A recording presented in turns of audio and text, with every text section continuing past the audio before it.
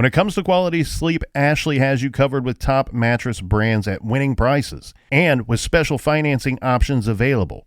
You can snooze now and pay later. Plus, your mattress purchase helps give the gift of better sleep to children in need and U.S. Special Operations Forces. Visit your local Ashley store or shop online today and make every snooze count. Financing is subject to credit approval. See store or ashley.com for details. Rosetta Stone is the language learning program with a lasting impact. I've been using their app to learn French, and it's not just about memorizing words, but actually having real conversations. And it's not just French. They offer 25 languages. Right now, Rosetta Stone has an awesome holiday deal, 50% off their lifetime membership. Every language, unlimited access forever. For anyone keen on diving deep into a new language, check out rosettastone.com. It's a game changer.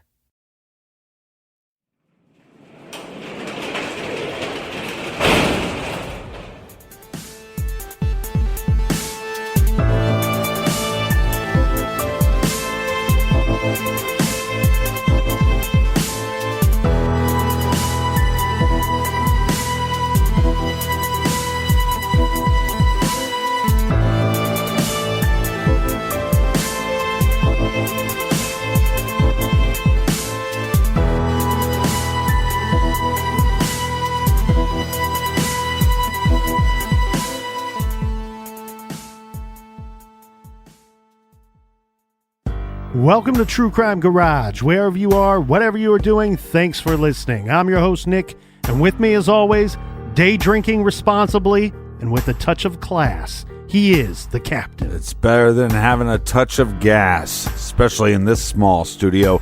It's good to be seen, and it's good to see you. Thanks for listening. Thanks for telling your cousin.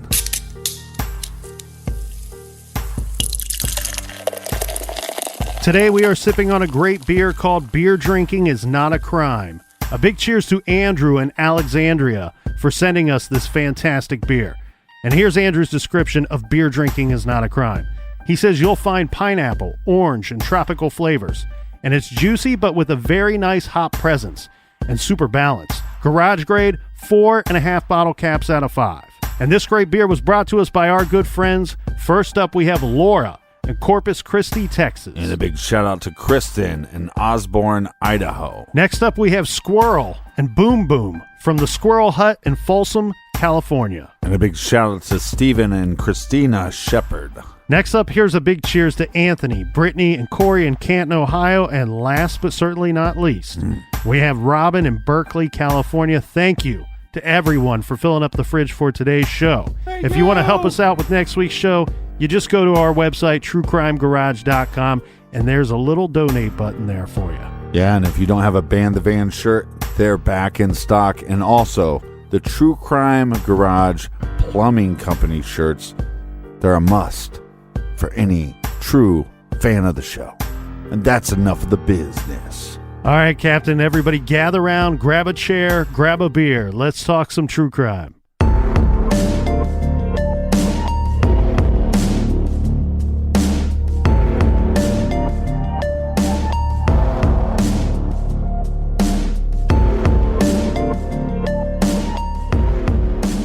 So at this point, you have not talked to Tyler since 4:10 a.m.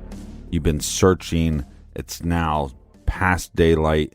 It's 10:30 in the morning.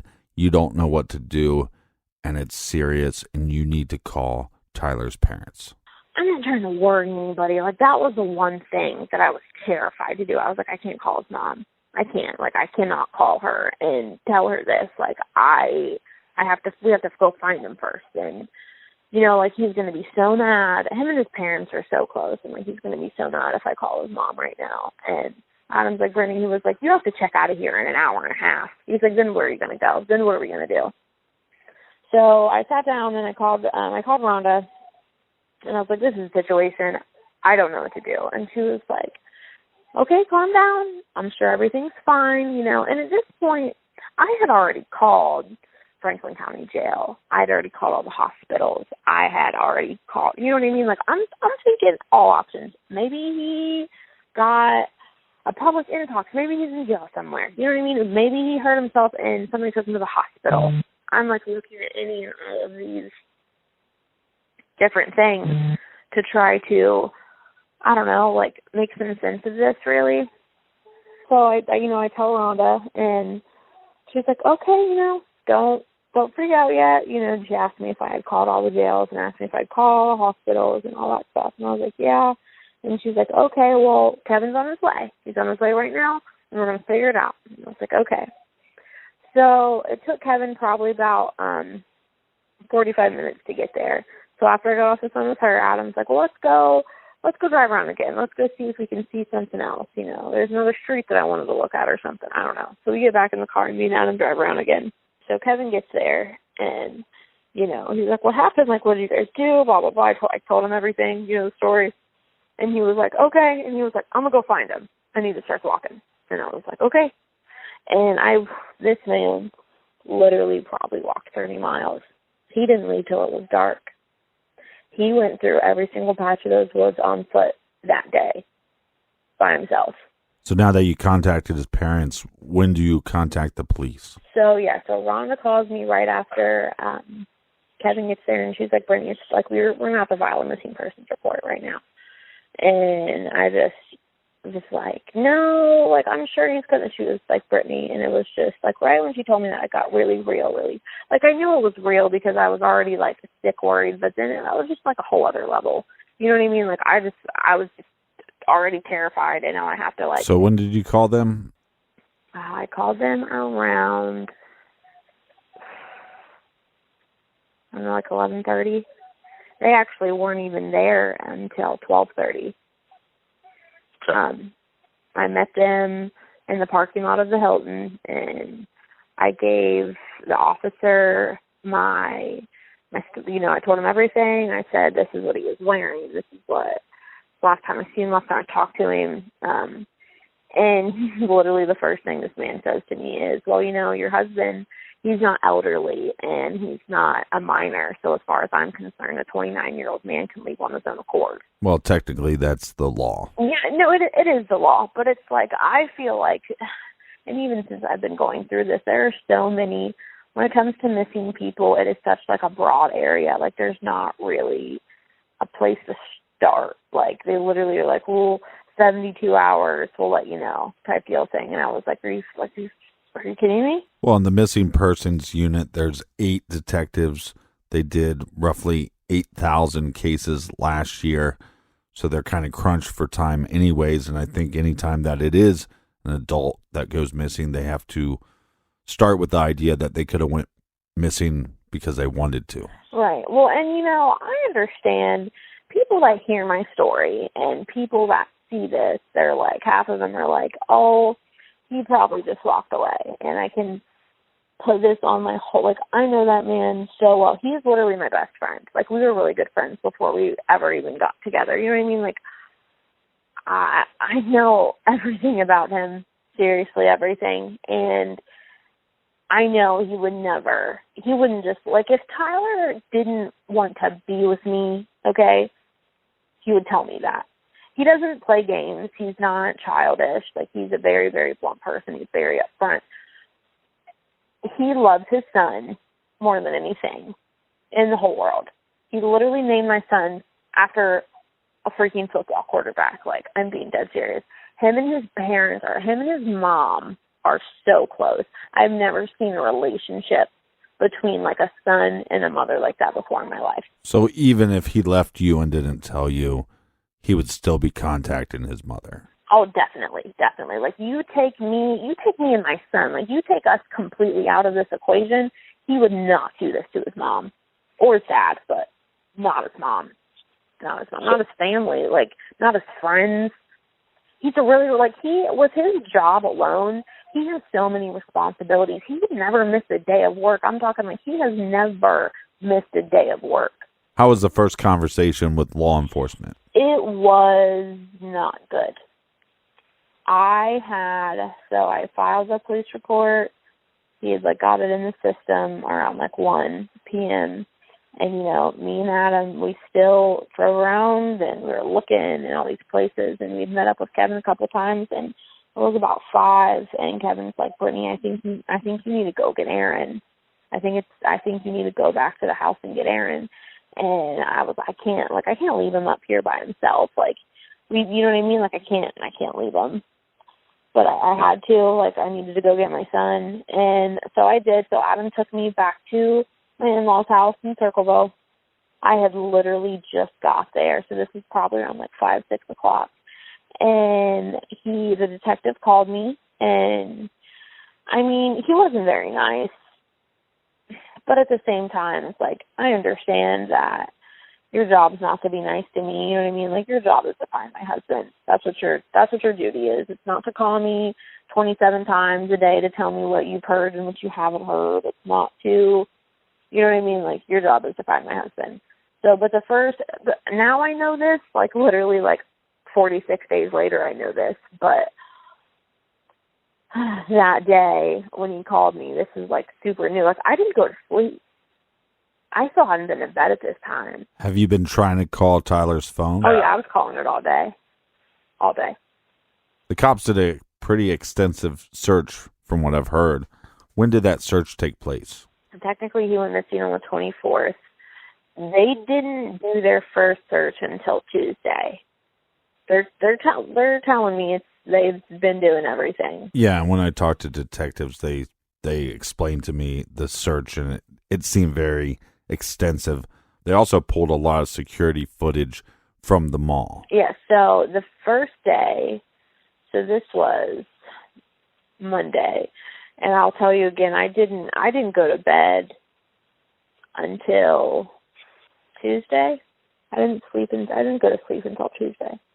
Sunday night after I actually got back to Rhonda's that night, I put Erin to bed, and I told her, I asked her if it was okay for me to leave, if she would mind. Like, Erin was asleep, and she was completely fine with it. And me and a couple of Tyler's friends, we went back up to Easton, and we searched all those woods by ourselves. And this was like a Sunday night, going into early hours of Monday.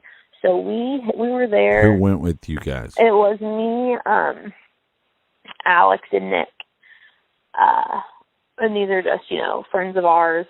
So we got there probably around 1 in the morning, and we just started searching. Like, we went everywhere. I'm talking, like, we didn't leave there until, I'm sorry. Yeah, it was me, Alex, and Nick, and then 2 of Tyler's employees actually met us up there as well, 2 younger kids that work for him. As soon as we got there, I went directly to the Hilton. I spoke with the night manager. I let him know the situation, showed him a picture of my husband, talked to him for a minute, and he was like, yeah, let me see if I can start pulling footage. And I was like, okay, cool. Like, I really appreciate it. Then we walked down to Easton Security. I let them know the situation. I talked to them. I told them, I'm going to be out here tonight. I just want you to know, like, these are my 2 friends. Like, we're going to go and we're going to search to see if we can. And they were completely cool with it. They were like, yeah, totally, go ahead. Again, it's also like 1 a.m., so nobody's there. And, we go out there and we're there for hours. And when I went and talked to Easton Security, there was actually an officer for CPD in the area. And he was super nice. He came up to me. He told me, he's like, I just got on shift. He was like, I just learned about your husband, and we're still trying to get everything together. He was like, don't think we haven't started yet. He was like, but we literally just got we just got the report like 12 hours ago. It's pretty much what he was saying. And I was like, okay, well, I'm here, so I'm looking. That's what I'm doing. And in the Easton Security office, they told me they had already started pulling footage, and that they saw Tyler walking back to the hotel at 4:15. They saw him walking to the hotel at 4:15, which to me made perfect sense, because if we're on the phone at 4:10 and he says, I'll be there in a couple minutes, I see the hotel, I'm walking. And they said they had him on camera walking towards the Hilton. And that's what they told me. Come to find out, it wasn't Tyler. It was like Tyler and his friend, they have the same body type, like same size and same height, you know what I mean? Like, and apparently the way those cameras work at nighttime, I guess they're not the most perfect vision, so they assumed that it was Tyler, and it wasn't. But it was his friend. But how could it be his friend when at the time of that call or at that moment he's leaving or with you? That's what I didn't understand, because when Tyler had called me around 4:10, he was right beside me.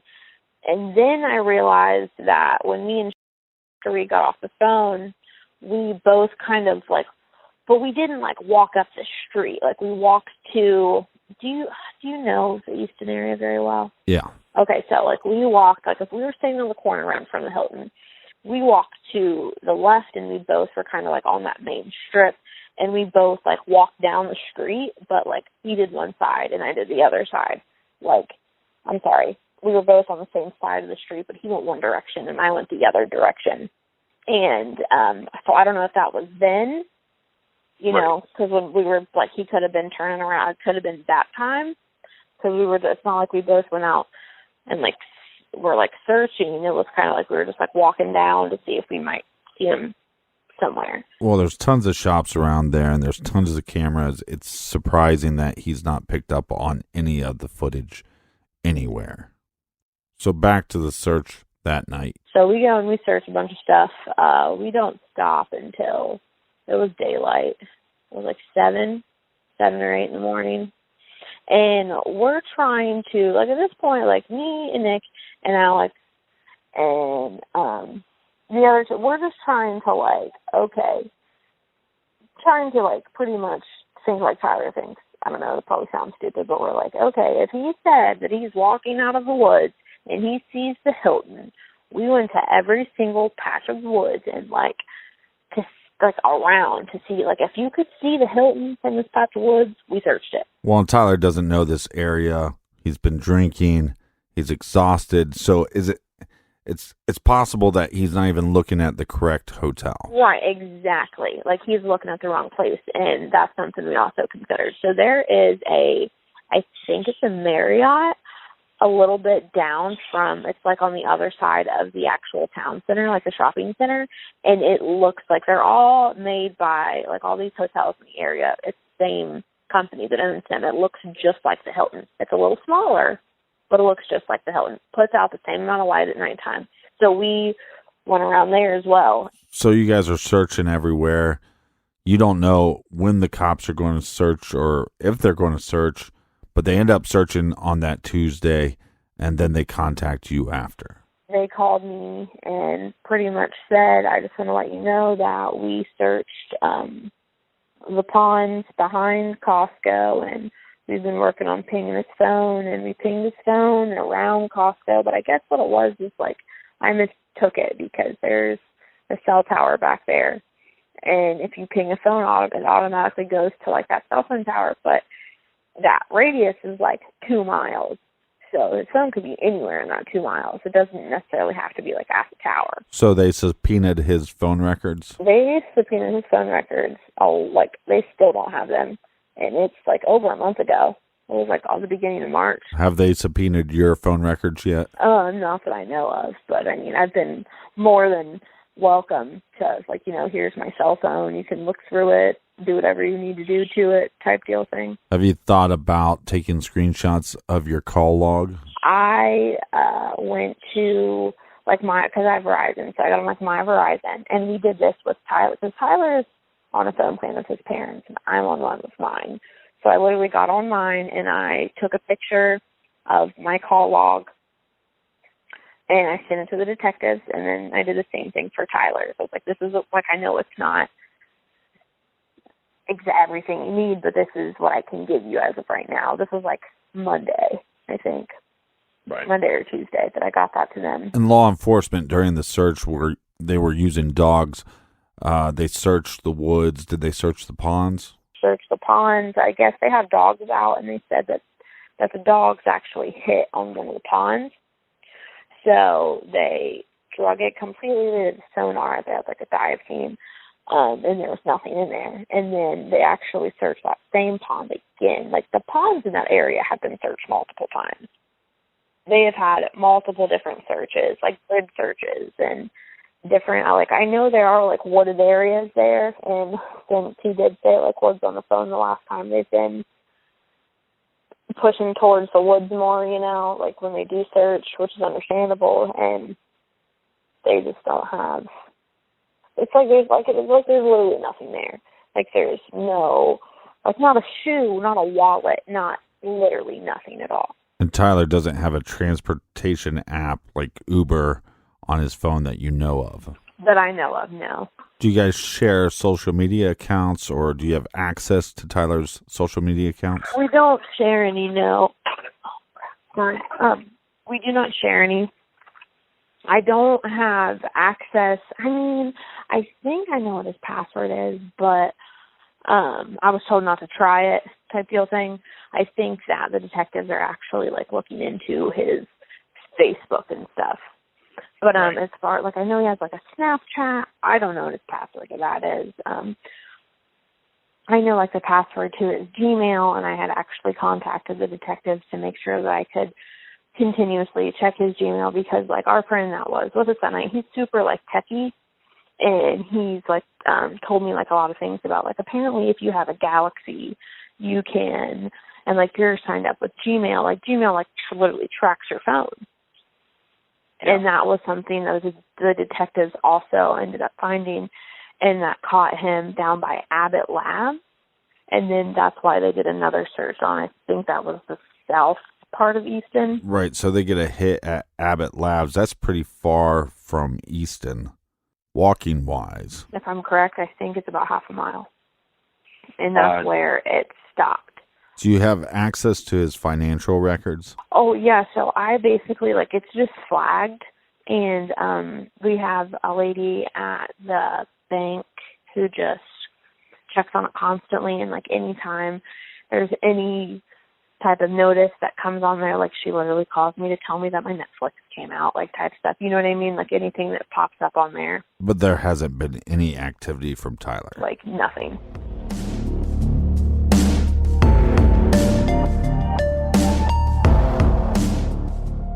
This is just weird hearing this from Brittany's perspective, hearing it directly from somebody that was there, somebody that was searching for their loved one, for, you know, as she says, her best friend.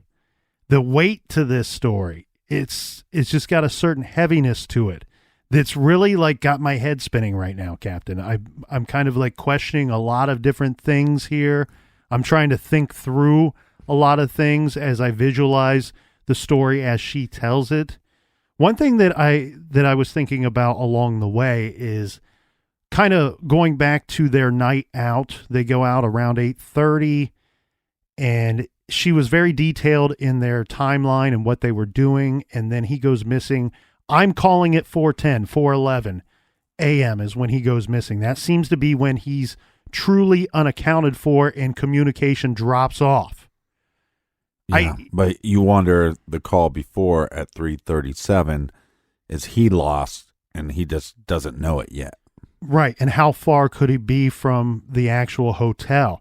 The thing is, and I know this is kind of really out of the box and very likely not super important, but she keeps talking about how exhausted he would have been, or she thinks that he is, right, the last time she sees him. I didn't hear any mention of, you know, we had food at this place. You know, I'm factoring all these things in, how tired this guy could be, how drunk Tyler may have been. One, just disoriented from waking up in an Uber, and now you're in front of your hotel in an area that you do not know well. You know, and so I'm factoring in all these things here. He's not super equipped or dressed well for that temperature at that hour. Well, there's a lot of things factoring into the thought that I have a hard time believing that if he were on foot, I don't know how far he would have made it until he would have just hit the wall to be completely exhausted. Right. This is an area that has had its ups and downs as far as reputation. So the more he travels, the more likely he is to run into somebody. But this makes it very unique in this case because she has the records of when they paid for things and roughly what the bill was. Mm-hmm. So when she's saying, I think he had 3 drinks, that's based off of also looking at the bill and just knowing the total. Right. And going, well, I had a couple, so he must have had a few.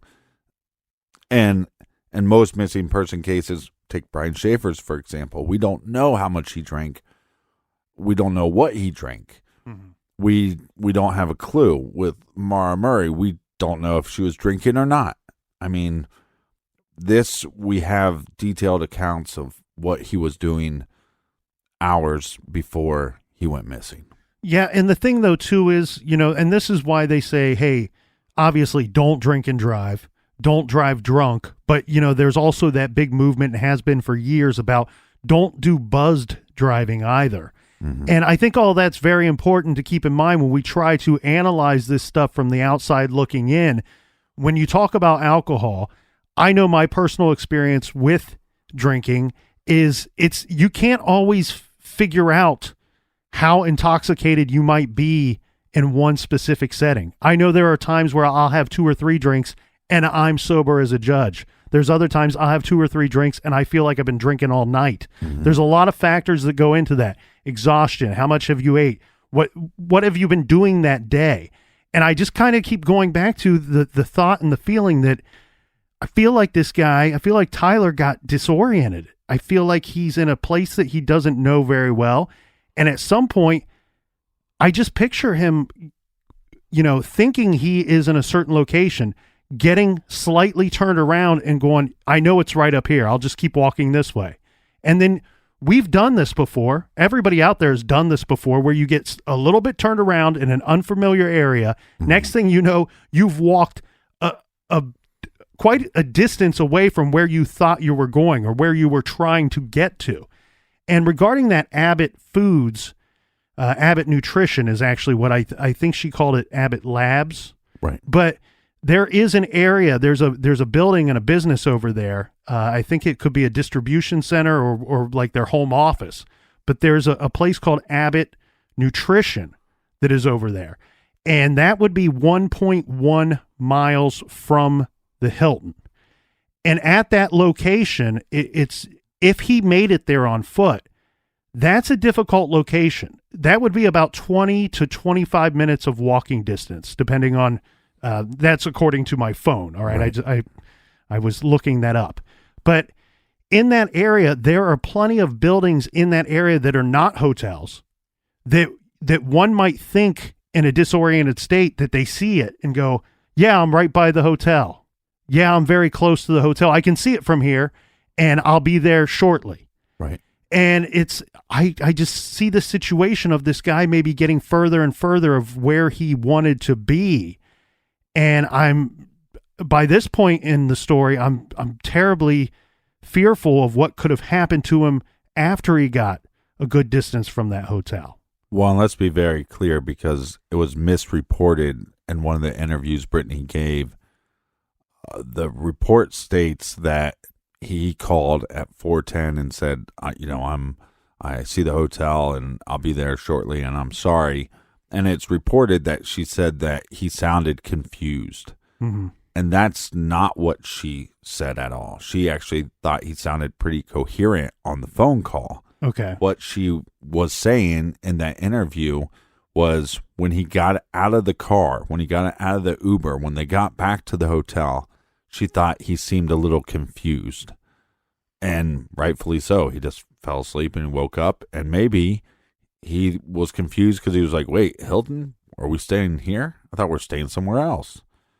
Right. I mean, who knows? They just checked in a couple hours ago. It's not a place that they go frequent. So let's be very clear that she didn't think he was confused on the phone call. She thought he was confused getting out of the Uber car. And one thing that I think is missing from her story, and what I feel like is it's a part of the story that she likely just does not know. But the one part that I kind of question here, Captain, is I know it's only like, what she say, 3:18 when the Uber pulls up, and by 3:37, he's kind of missing and there's a phone call. Right. Okay, so we have less than 20 minutes takes place, so not a very large window of time, but it also seems to me like she doesn't fully know exactly when Tyler and his friend got separated or where the friend left or went in a different direction than Tyler. Well, right, because one, she went back up to the hotel room, charged her phone, but also she's been drinking at this point, and quite a bit. I mean, she said she had 3 drinks at one place and a few drinks at another place, so there's a lot of question marks here.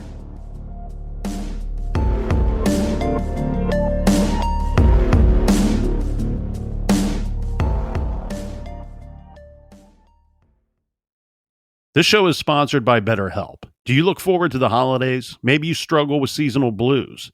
This time of year can be a lot, and it's natural to feel some sadness or even anxiety about it. But adding something new and positive to your life can counteract some of those feelings. Therapy can be a bright spot, something to look forward to make you feel grounded, and to give you the tools to manage everything going on. If you're thinking of starting therapy, give BetterHelp a try. It's entirely online, designed to be convenient, flexible, and suited to your schedule. Just fill out a brief questionnaire to get matched with a licensed therapist and switch therapists at any time for no additional charge. Find your bright spot this season with BetterHelp. Visit BetterHelp.com/garage today to get 10% off your first month. That's BetterHelp, HELP.com/garage. Rosetta Stone is the language learning program with a lasting impact. I've been using their app to learn French, and it's not just about memorizing words, but actually having real conversations. And it's not just French. They offer 25 languages. Right now, Rosetta Stone has an awesome holiday deal, 50% off their lifetime membership. Every language, unlimited access forever. For anyone keen on diving deep into a new language, check out rosettastone.com. It's a game changer. You can live out your MasterChef dreams when you find a professional on Angie to tackle your dream kitchen remodel. Connect with skilled professionals to get all your home projects done well. Visit Angie.com. You can do this when you Angie that.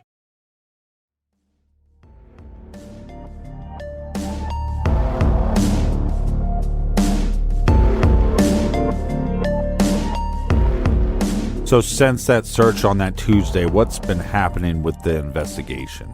Thursday, on February 28th, one of the detectives called me asking me to meet 2 detectives at me and Tyler's house because they wanted to get into our Wi-Fi router to try to establish an iMac ID.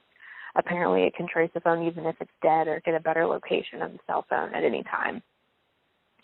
But the thing about doing that is that if you're hooked up to your Wi-Fi router, it has like an expiration date if you're gone. So if we leave on a Saturday, it's only going to be in there for like 4 or 5 days. And they literally got here like 1 day too late to get this number out of my router. So the next day, Friday, they weren't able to retrieve the router. So they called me again and they said, we need Tyler's box for a cell phone. Like, what? We need the box. And I save everything. I knew it was in here somewhere. So I came back and I dug through my whole house and I found like 3 until I realized that Tyler's current phone that he has is actually a refurbished phone that he got a couple months ago, and that didn't come in a box. They sent it to us in bubble wrap. And then that Friday I just stopped because, like I said, we're from Wilmington. There's 3 different law enforcement agencies in this town. There's a Sadie's office, sheriff department, police department. I let them all know the situation, and I was I've been really on edge also because the night that we went out, I didn't take my purse. So I gave Tyler my ID to hold in his wallet. So my ID is in there. So what do you think was on Tyler at the time he went missing? Cigarettes, lighter? He had cigarettes. He had a lighter. He had on his wedding ring. He had his wallet. And also your credit card and your ID? He didn't have my bank card. He just had the bank card. Well, because his bank account is our bank account. It's got the most money in it, but the one with all of our just money. He's got the credit card. He's got my ID. He's got his ID. Yeah. So back to the night that he goes missing. You said that you went up to the hotel, so he's out of sight. His friend's out of sight. Is there any way that while you're not there was a confrontation between the two? No. When his friend came back without Tyler, how was he acting? Was he acting funny? No, he didn't. Well, and that's the thing, because obviously the situation is super crazy, and people are going to look at me, and they're going to look at our friend just because of the situation. But neither of them, well, first off, neither of them they're not very they're not confrontational people, you know what I mean? Like, they don't, like, even raise their voice, really. They just don't. I've never seen any of them, like, again, I don't know his friend as well as he does, but I've never even seen Tyler get into any type of, like, disagreement or, like, fight, you know what I mean? They've known each other for 10 plus years. They went to college together. They're really good friends. Tyler talks to him every day. They play a lot of online video games together. Like, he literally helped design my wedding ring. They've always been really close. You know, he's come over to our house multiple times. I don't think that it was that he had any part in. I think it just was really a wrong time, just wrong situation. And at that time, like when we were doing it, like when all this was happening, obviously we didn't think it would be almost like, you know, well over a month, and we still wouldn't, like, we didn't think that was going to be the last time we saw him. Well, and like we said, we're not saying the friend's name, but because you guys were the last to see him, there is going to be some suspicious, and you're putting out this information. Are you getting any backlash or harassment online? It's been really bad, because so when I wasn't even able to do my first, I wasn't even able to get it out there until like March 13th, you know, and by this point we had already went and we'd passed out over 2,000 flyers. We went to so many different places, and it's just, there were so many people that are asking for story, like, I always tell the same story, but it's like, it doesn't matter what I tell the news or the media. It's like, however the hell they want to spin it, which isn't fair, because I've talked to like 3 or 4 different people, and 3 or 4 different media pages have 3 or 4 different stories. So everybody looks at me like, why aren't you telling the full? And I'm like, I am telling the full. I am not writing these articles. Like, I'm just trying to tell everybody what happened. Like, I'm trying to be honest. I'm doing everything and anything I can to get my husband home. And while you're searching for clues and talking with the police, how has this been on you? It's been awful on so many levels. Like, Tyler is my best friend. And it sucks really bad when you're with somebody for so long, and like you get into a routine, you know what I mean? Like, you're used to coming home and them being there, like you're used to them coming home to you every day, and it's just like awful, because we have a really young son who asks for him every day, and for the first like week and a half, he literally woke up every night at the time Tyler's supposed to get off work, and he would sit there and he would ask for his dad, and he would be like, Dad, for hours. Last night, he literally brought me. Aaron has like an old PlayStation controller that Tyler gave him that's broken. He would always sit there with Tyler while he would play his games, and Aaron would have his little controller, and he like brought me his controller, and he was like, Dad, like, it's really hard because he's so young, and it's not like I can explain any of this to him. And then I go from being like a stay-at-home mom and a stay-at-home wife to it's just me. So, like, I am a single parent. I'm trying to be an advocate for my husband, and I'm trying to, like, get his story as public as I possibly can. And I'm trying to figure out, I've never had to pay all the bills before by myself. Like, I literally, last month was the first time I ever paid any of the bills. Like, I actually sat down. Like, I had things that I was responsible for, but I never sat down and paid the rent. You know what I mean? Like, he did all of that. And it's been a learning process. It's been really hard.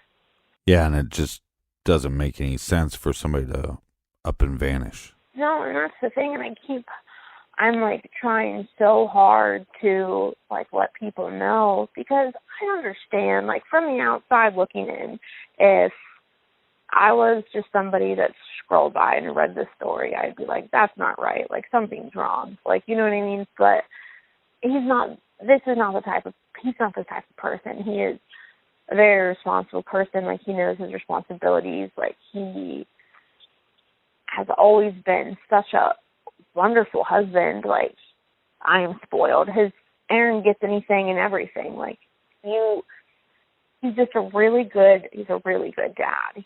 My kid's not even 2, and he knows how to spell words. Like, there's words that he knows how to spell. Tyler has literally taught him so much stuff, and it just makes me feel like a bad mom, because I genuinely feel like out of the 2 of us, like, he is a better parent. Like, he spends so much time with our son, and you can tell that he genuinely, like, enjoys to play with him for hours. Like, I'm not talking about somebody who gets down and, like, throws a ball with her kid for 15 minutes. Like, this is somebody who spends all of his time that he can with Aaron, and he loves every minute of it. Like, he's always told me he wanted to be a dad. He was so excited when he found out that Aaron was going to be a boy. He literally named my son after the quarterback for the Green Bay Packers. Like, it's just, I can't explain anything. I can't explain this stuff to anybody. You know what I mean? Like, it's like, yeah, you hear the story, but they don't know me. Like, they don't know my husband. Like, they don't know the type of life that we live. You know, it's like, we're not very exciting people. We don't go out and do stuff ever. And it sucks to try to constantly, like, defend yourself and, like, defend everybody, and because you know that's not what happened. Now, has Tyler's friend been cooperative with everybody? Definitely. He's he's checked on me and Aaron multiple times. You know, we've been passing out flyers. Like, I've had a lot of help from all of our friends and all of our family, just like helping pass out flyers. We actually just did another round on, what is today? Today is we went on Saturday. So on Saturday we did like another 1,000 flyers, and he's actually the closest one, you know, because he lives in Columbus. So there have been multiple times where I've called him like, hey, I need you to go here. I've had a lot of people like donate flyers and stuff, or, you know, stuff that he can do during the week, such as like, there's a lot of homeless shelters in the area, and we've had all of them, but a lot of them have really weird hours. And he's super cool about dropping off flyers at all of them. And then that one day we found that stuff out about Abbott Labs, and he left work immediately as soon as we found out and went directly there to just see what it was like and what it looked like type stuff. In a lot of missing person cases, we don't have identifiers on somebody's body to identify them quickly. But with Tyler, he has kind of a unique birthmark. Okay, yeah. So Tyler has a really big birthmark on his right arm. It actually it starts at the tip, like it starts on his hand, on his right hand, on his fingers, and it goes all the way up his arm, goes up to his shoulder, it goes to the top right of his chest, and the top right of his back as well. So it's very large, and it's red. So when it's cold, it like changes to purple, like it changes colors, but it's very, very noticeable.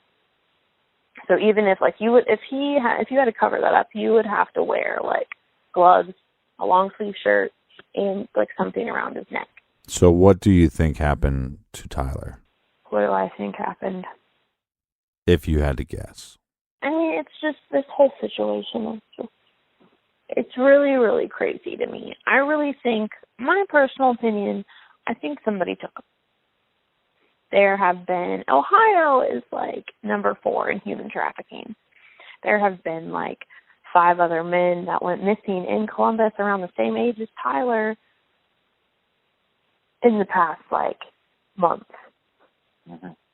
Which blows my mind, because it's like you don't see any of this stuff in the media. It's like I was asking one of the detectives, and he said something about like inducing panic. He was like, well, we don't want to induce panic. I'm like, we should be inducing panic. Like, people are literally getting taken, and I don't know why it's like all of a sudden. I think I'm just now really noticing it because I'm in this situation, but there are people that literally go missing every single day.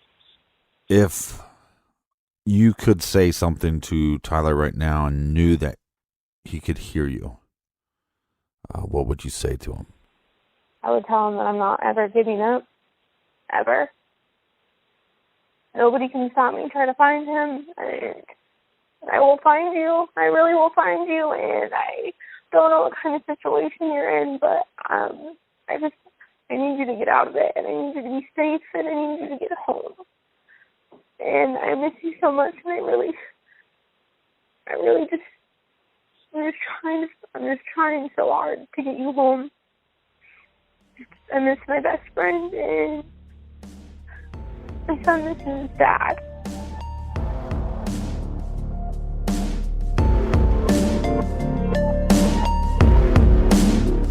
Again, we're very appreciative of Brittany Davis and her giving us a chance to talk with her and spread the word about her husband, Tyler Davis. And again, if you have any information regarding the missing persons case of Tyler Davis, please contact the Columbus Police Department at 614-645-4545. Or contact the Brain Tyler Home Facebook group on Facebook. And here's a little recommended reading for everybody out there. Please check out the book Anatomy of a False Confession, The Interrogation and Conviction of Brendan Dassey. And you don't have to write that title down. You can find that and all of our recommendations at truecrimegarage.com on the recommended page. Make sure you check out our old episodes on the Stitcher app and our show Off the Record on Stitcher Premium. Until next week. Be good, be kind, and don't litter.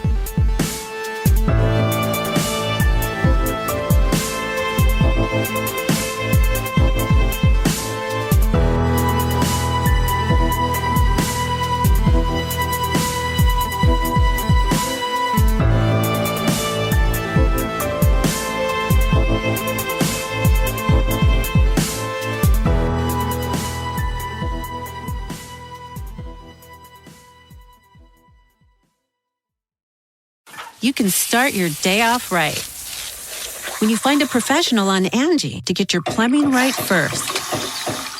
Connect with skilled professionals to get all your home projects done well. Visit Angie.com. You can do this when you Angie that.